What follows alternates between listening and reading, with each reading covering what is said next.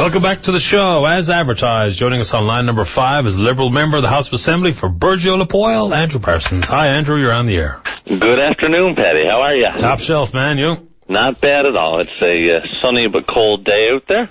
Yes, it is. And we can, I'll take the sun any day.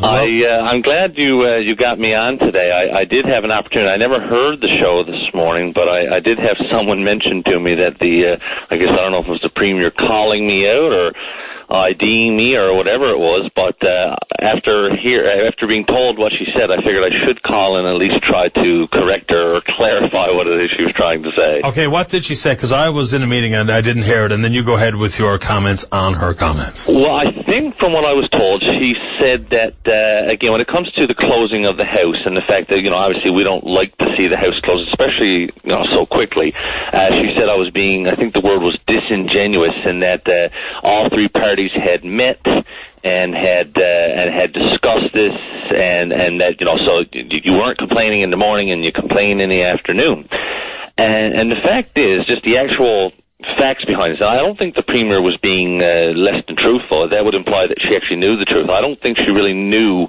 what she was talking about. There actually was no meeting that day. The House leaders usually do meet or send emails around and talk about what is on the agenda for that day. And as we all know, government sets the agenda. They discuss which legislation they intend to call and debate. And in this case, the email said that we were going to do third reading on a bill and that we were going to, the LG was coming to the House that day. Okay. So, again, it's not a case of us agreeing to it. It's a case of how do you, some people say, well, you can keep the House open. How do you keep the House open when there's no legislation to debate? I don't know what you're going to talk about. So, again, I just want to put that out there. We were a bit disappointed. We had the announcement that night that we didn't have an opportunity to question in question period the next day. And, again, we were all prepared to be here till at least Thursday, early today. So, again, to have it closed like that, to have legislation pulled off the table, was unfortunate. And fair enough. And so maybe I missed it while you were explaining it, but why do you feel personally besmirched or offended? Well, no. It's a usual thing now. When the House opened, the Premier was on saying that they were going to shut the House down for the Liberals, and so we could have our leadership debate. And she mentioned or referenced a meeting with the House leaders. And again, her facts were wrong. I mean, she was implying that we wanted the House closed, which is what they tried to do. Okay. Just game playing, really, is what it is. And so, again, this is the second time now. That was the start of the session. That was the end of the session. And again, I don't know if there's a lack of communication over there. But again, we can only debate the legislation that was put on the table. And when you talk about it, it was a pretty light and fluffy session. I mean, the legislation that we passed, all of it was either housekeeping or, very well-meaning stuff that you're not, non-contentious is the word I would use. Yeah, it didn't seem like much came of the actual people's business. There was a fair bit of politics being played, but that's part and parcel of what we do inside the House of Assembly and the House of Commons.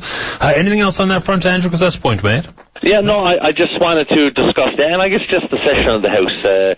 Speaking as the House leader for our caucus, I thought we had a good session, and again, we can't determine which legislation is going to be introduced or debated. We debate what's there. We would have liked to see some other things that were promised, like whistleblower, or even there's always been talk of amendments to public tendering, which we were hoping to see and didn't. Some of the legislation that was passed, it was good legislation. The pullover legislation was good.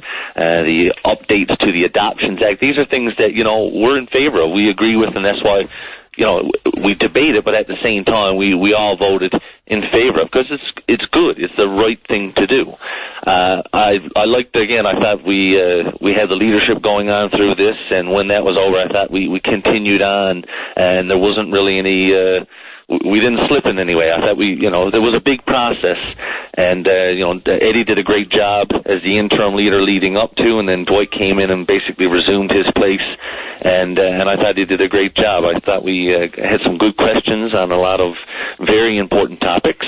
So in that way, I was very happy with the team in this session. Well, I think it's probably the popular consensus amongst Liberals that you did a fine job. House of Assembly, Andrew. Some of the complaints on the heels of the House being closed is that you didn't have a chance to debate and scrutinize the federal loan guarantee and the financing secure for Muskrat Falls. I haven't heard that backed up with any of the questions that would be asked. What sort of questions would you pose to the Premier and the Tory government if you had a chance on that particular deal? Well, I am going to deflect here a bit and say that usually that stuff is left to Dwight, both as the leader and the natural resources critic.